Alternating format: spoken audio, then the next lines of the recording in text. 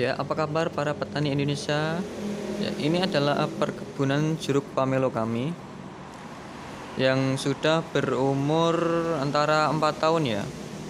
Ya, kita akan lihat-lihat seperti apa perkembangan jeruk kita. Ini ditanam pada di sawah. Nah, sebelumnya ini apa ya? Jarak tanamnya itu antara 2 meter, 2,5 meter lah. Itu sangat tidak kami rekomendasikan buat Anda yang ingin menanamnya karena terlalu berdekatan.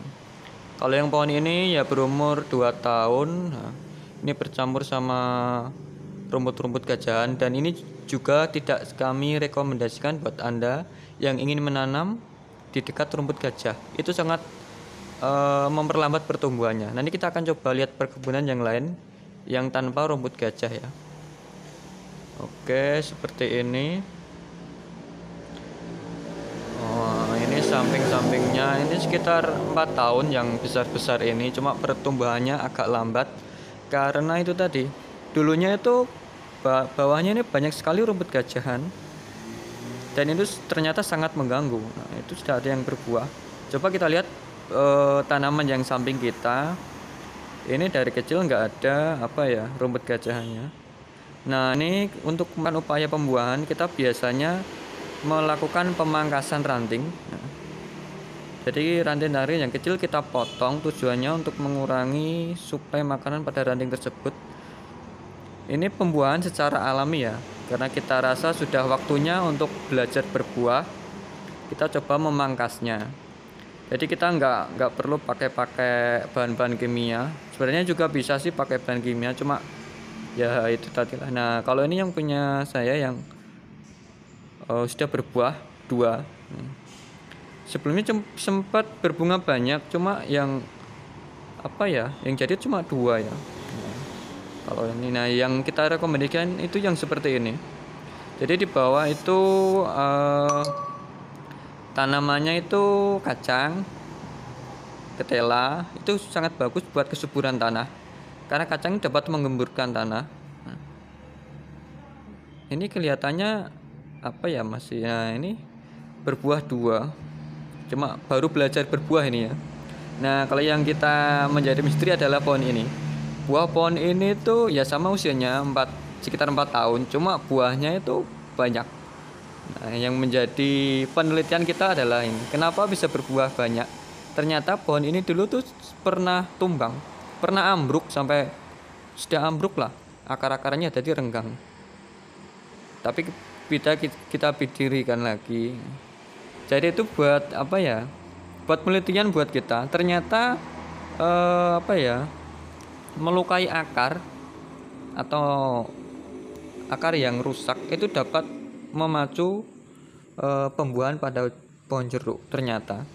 Jadi nanti kita akan coba melakukan upaya pembuahannya seperti ini. Ada cara lain, yaitu dengan melukai sebagian ranting. Nah, ini kita geret pakai pisau atau pakai sabit ya. Cuma harus hati-hati karena bisa patah.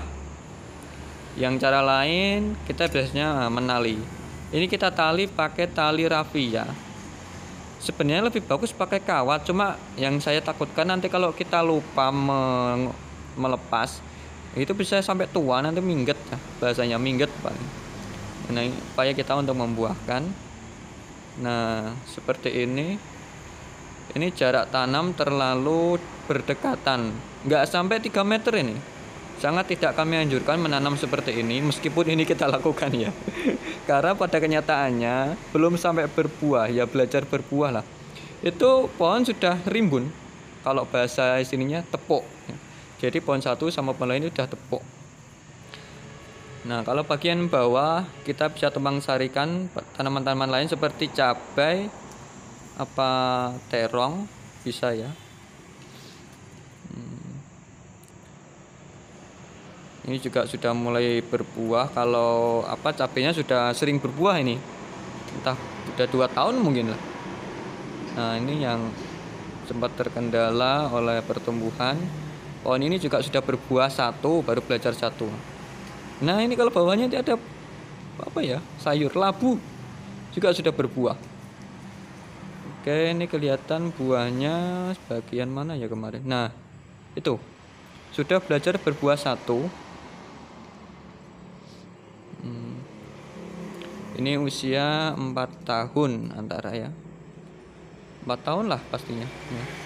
Ini upaya lain untuk membuahkan. Kita cangkul bawahnya. Tujuannya apa? Itu tadi dari pengalaman pohon yang roboh, ternyata akarnya kan terluka. Nah, itu ternyata dapat berbuah. Tapi bukan berarti kita harus merobohkan pohon itu ya. Nah, ini tujuannya saya cangkul supaya akarnya sebagian kan ada yang terluka. Selain itu supaya tanahnya lebih gembur, mungkin dapat membantu dalam proses pembuahan kita. Yang notabene kita ya pakai kimia lah, cuma jangan terlalu sering. Kalau bisa kan kita tanam yang organik seperti itu. Emang untuk penyakit-penyakit ya, untuk insektisida kita masih pakai yang kimia. Ya kita cangkul seperti ini.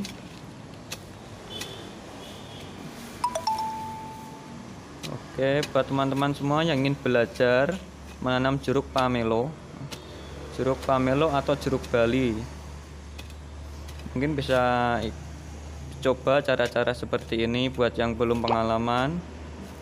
Semoga video ini dapat membantu semua buat Anda para petani. Terima kasih.